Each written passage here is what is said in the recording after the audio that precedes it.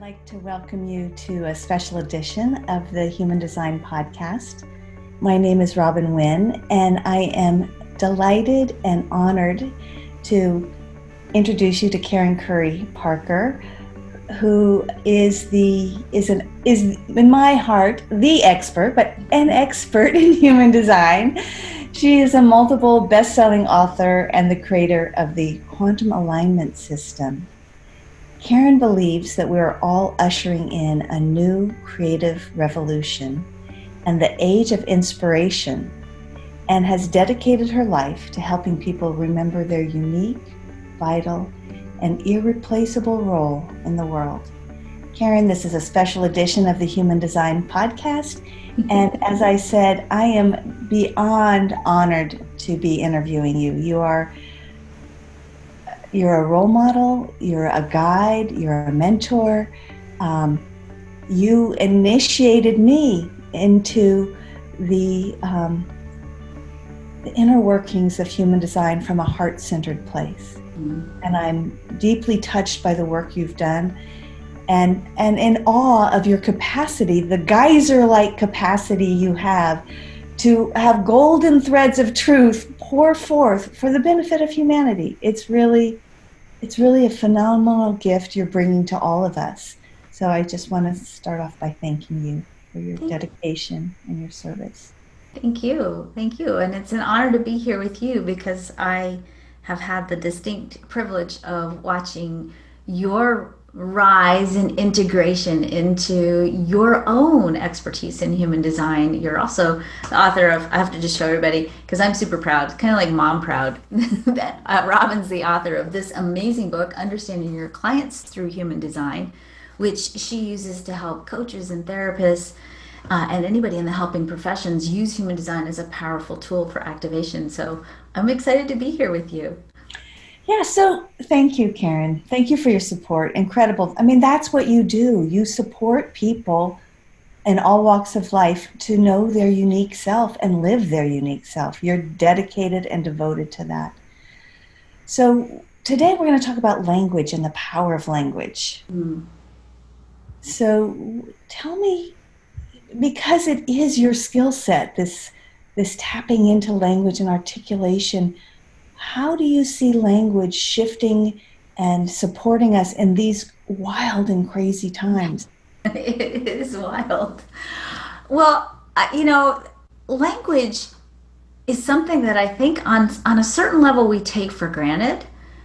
I think that in an era right now where, for example, we have some things like social media, we have such an expediency of capacity to be able to deliver information through language and also through visual images, but primarily through language in such a fast way that language becomes a place where I think we are being invited by either the use or the misuse of language to pause and explore what are we doing with our words, and to not take our words for granted or take the impact of our words for granted. Language, when we look at it in the context of human design, comes from the throat center. The throat center in human design is the center that is the center for communication, but that communication is almost secondary to the primary function of the throat center, which is it's the center for manifestation. We manifest in the world when we begin the process of using language to translate divine inspiration. We use the power of our words to craft the story of who we transmit to the world, the story of who we think we are, our personal narrative, that template of the language that we use through the transmission of our personal story becomes the template of what we create in the world. And ultimately, it even calibrates that magnetic resonance field of our heart to pull into our life experience, to manifest the things that we create, the things we live, the direction in our lives. We create all of that first through language. The other thing that's so interesting about language that's beginning to be revealed in the last few years that I think we have to also pay attention to and recognize the vital nature of it is that Language has the power to not just calibrate our heart, create intimacy, give us leadership and direction. It actually changes our genetic makeup. What scientists are discovering is that RNA, which is an aspect of DNA, it's actually the part of DNA that translates the DNA code. The process of translating DNA code and taking the code and turning it into proteins and turning it into your body is regulated by RNA, which actually operates through syntax that is the exact mirror of the syntax of language. And what scientists are now beginning to see is that they can program radio frequency waves with the syntax of language and actually use that syntax of language through radio frequency waves to cut and splice DNA and change DNA. That's a lot of stuff to sort of throw at you, but what that really means is that the words we use change our DNA. They have the power to literally change our physical form and create health and wellness, create higher states of vitality. And here's where you want to get weird with it for a minute. Totally, totally. It's weird. There's a whole nother new set of research. It's actually done by one of my students, Dr. Tara Ashby. She's looked at DNA and DNA frequencies, and what she has shown in her research is that DNA actually carries a resonant frequency. And the resonant frequency of DNA actually influences the behavior of the structures of water in the body. And that when our DNA changes, and remember, we can change it by virtue of the words that we speak. When our DNA changes and we are using high frequency, high quality language, and when we use high frequency, high quality language, we're literally expanding DNA and its capacity to hold higher frequencies of energies. It's also changing the nature of how water operates in the body. So that's the first piece. Here's the second piece. We can actually measure the resonance of DNA frequencies outside of the body.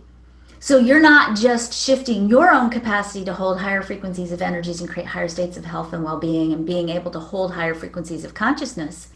You're actually able to then influence other people as well. And we know from physics that higher frequencies of energy entrain lower frequencies. So you doing the work by consciously and carefully using high quality language about your life, about yourself, about the world, about each other, creates a higher frequency of resonance in your body, and you create an echo of that out into the world that lifts not only you up but lifts everybody else up. You might be familiar with, this was a big trend a couple of years ago in the media. People were talking about propinquity studies and the impact of happiness and propinquity, right? How if you live in your house and your neighbor next door is happy, and even if you never talk to that neighbor, you have a 60% greater chance of being happy. Now, with this new understanding of, well, DNA communicates with this resonant frequency, maybe part of what's happening is your happy neighbor is sending you good vibes through the walls of your house, and you're getting happy because they're happy. And we start to think about the possibility of all of us ushering in or birthing or being able to guide and steer ourselves through this time that we're in that is so void-like and chaotic-like. We can, by virtue of consciously lifting ourselves up, doing our own work, making sure the language we use is worthy of who we really are, we can lift ourselves up and begin the process of also lifting each other up, which to me is sort of the mechanics of this shift thing. I mean, you and I have been around long enough. We've been talking about the shift for decades, multiple decades, right? This kind of explains why your role in taking care of yourself and nurturing yourself and doing your own work and watching your own language is so important, because it begins to not only impact you, but it impacts the world around you. And, you know, if you remember that, I'm not going to date myself with talking about the shampoo commercial, but you know, if you tell a friend and you tell a friend and you tell, we're kind of telling friends with our frequencies. So wow, well, you just said a lot. I did. You said a lot, and I want to just chunk it down for a minute. Okay. So what I heard you say is our language really matters. In human design, you've always talked about how the throat center, if you get a motor to your throat, you win the game in human design. Yeah, yeah. Right. So now you're bringing in the physics of that and the understanding of Mhm. why that's so, why it's so important to our speech, what we create out of speech. We create whole worlds. You're pointing to the timber of the field we live in, how we interact, the world we create comes from our language. Mhm. I'm understanding. Mhm. And we have that biblical saying, in the beginning was the word, Right. right? Exactly. This understanding has been around for a long time. Uh-huh. You have magicians, and you have the wizards who use incantations for words. This has been uh, known at some level, and now the scientific understanding of the truth and the power of our words is coming to fruition, coming into awareness.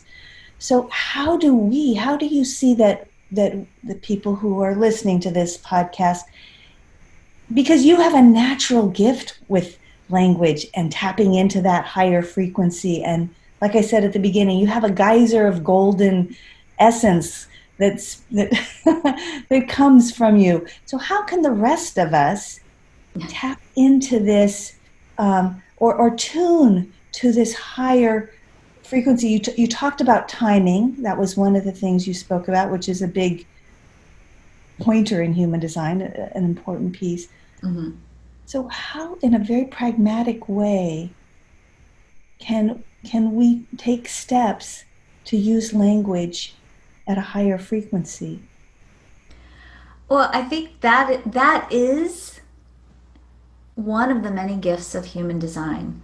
When we look at the chart, the chart itself is just really, I think, an incredibly practical Rolodex of human archetypes. It's Mm. just a whole collection of potential ways that we can show up in the human story. And because it breaks it down into little pieces, like this is your type, these are the lines in your profile, these are the thematic energies or the archetypes of the centers, these are the themes or the thematic energies and the archetypes of the gates and the channels and the circuits. It actually gives us a very systematic and conscious practice of being able to look at all of these parts that make up the human story and to deliberately and consciously explore, how am I living with this aspect of the human story? And to take the whole thing apart. And I say it's a practice quite consciously, because I do think it's not something that you're going to be able to do in a day, or a week, even if you're a manifesting generator. It really requires kind of a conscious dedication to, here's the story of this piece of humanity. I believe, and I teach now at this stage of the game, that we all have all of the chart. There isn't anything in the chart you don't have. We say that a lot in the human design community. Oh, I have this, or I don't have this. We all have all of it. It's just some of us have it more consistent and fixed, and some of us have it with greater variability, but we all have all the parts of the human story. And so if you start looking at the chart through that lens and just kind of start going through piece by piece by piece and looking at, how am I living this idea? How am I living this part of the story? And what can I do to bring out the higher expression of this part of the story is huge. And one of the things that I've done in the last couple of years is, when I first learned human design a long time ago, more than 20 years ago, the language of human design and the way it was used and the way I was trained to use it by Ra was to use it as a tool to shatter people. This was literally the word I was given, that we shatter people with the chart. And while I do think there is sometimes a certain degree of shattering that happens, right? But you're not shattering the self, you're shattering the facade, you're shattering the old patterns, you're shattering all those old bits. But once people got shattered, if you will, or initiated, or started to explore, wow, I now understand who I'm not, there wasn't really a big enough space on the other side of that for people to really start putting words to, well, if I'm not this, who am I? And one of the things I've talked about for years, and I know you've had the same experience, I'm sure, is your clients come in and they know, they feel like there's something inside of them. It's like they can feel that they're here for a reason, that they have a purpose, they sort of have a hope, like maybe I'm here to be something, someone important and special. And everyone is in their own right way. But a lot of times, because that's a part of ourselves that we learn early on to hide away or put away, or it's not safe to be that person, we don't get the language to tell the story of that true person inside of yourself. And what I did was, with human design, I actually recrafted all of the parts of the chart. I rewrote all the language for the types and the lines and the centers and the, because I wanted people to start having, when they did this exploration of bit by bit by bit of the chart, for them to go, okay, I'm not this, or this was the pattern that I was living in and it was hurtful and it wasn't authentic and it was exhausting. I wanted them to also be able to go, okay, and on the other side of this, this is the potential of where I can be reaching with consciousness and awareness. This is where I could take the story that I'm crafting with great deliberation and consciousness. I could put these words into the story as sort of something bigger to call me forward, so that when 2020 hits and you're laying in bed going, wait, I'm not getting up today. You can go, but wait, I have this story, and it's a big enough story and a juicy enough story and an inspiring enough story that it calls you forward, even on those days when you're like, forget it, I need Cheetos and Netflix. Wow. So it's almost, I'm just thinking here, I know you've meditated for centuries like me, that shift to the prefrontal cortex, right? That if you're operating from your prefrontal cortex, that story, you can live in that story, that higher mindset, that broader understanding. Whereas when you're living from that hijacked amygdala reactive place, lower brain, you don't have a lot of choices.